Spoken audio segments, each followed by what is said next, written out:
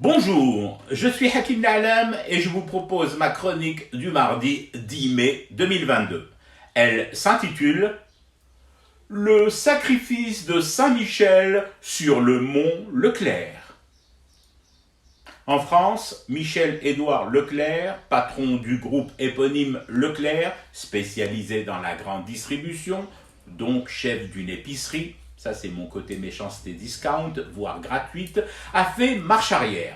Non, il ne vend pas de voiture, mais accessoirement de l'essence. Ce n'est pas pour cette raison qu'il a fait marche arrière. Je m'explique. Leclerc a fait une première déclaration sur le plateau de BFM, l'autre grande chaîne de distribution de l'info fast-food, dans laquelle il a dit à peu près ceci. S'il y a pénurie d'huile et augmentation de son prix, c'est à cause des musulmans qui font frire des moutons pour l'Etzrel.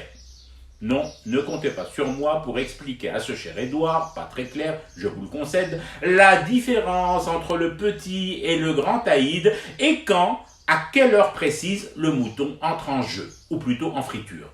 Le monsieur, se rendant compte que sa déclaration pas très halal a provoqué un début de djihad dans la poêle à frire, a rétro-pédalé. Oui, les supermarchés Leclerc vendent des vélos. Ça, c'est au cas où vous vous apprêtiez à me poser la question de savoir ce que viennent faire ici les rétro-pédalages et les cycles tortueux de ma pensée.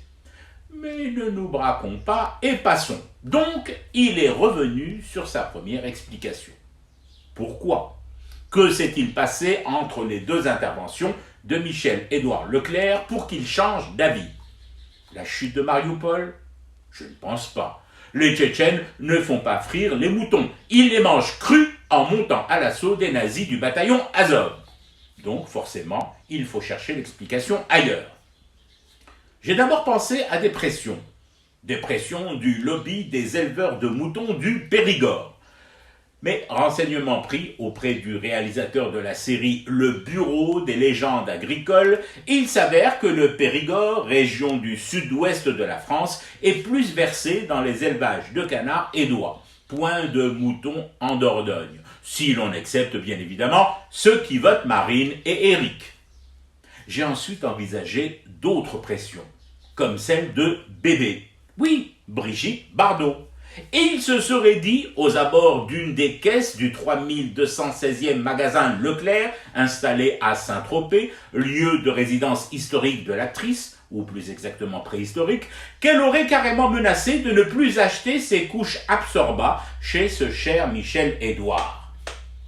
Mais à bien regarder les derniers clichés volés de Bébé, je la soupçonne d'avoir allègrement dépassé l'étape Absorba et d'être plus proche de l'eau bénite en spray. Ne me restait plus alors en stock qu'une seule explication. Leclerc a craint que sa première déclaration ne provoque un boycott massif de ses magasins par la communauté musulmane de France. Mais cette théorie, je l'ai aussitôt écartée, tellement elle me semble irréaliste, sans prise de 120 volts avec la réalité économique et commerciale, voire carrément farfelue. Donc Michel-Édouard Leclerc a tout bonnement rétro-pédalé pour mieux se lancer dans un nouveau créneau porteur, celui de l'essence halal, garantie pur sang arabica et multi-usage. Avec cette essence-là, et c'est BFM Business qui l'affirme, on peut même fumer du thé pour rester éveillé à ce cauchemar qui continue.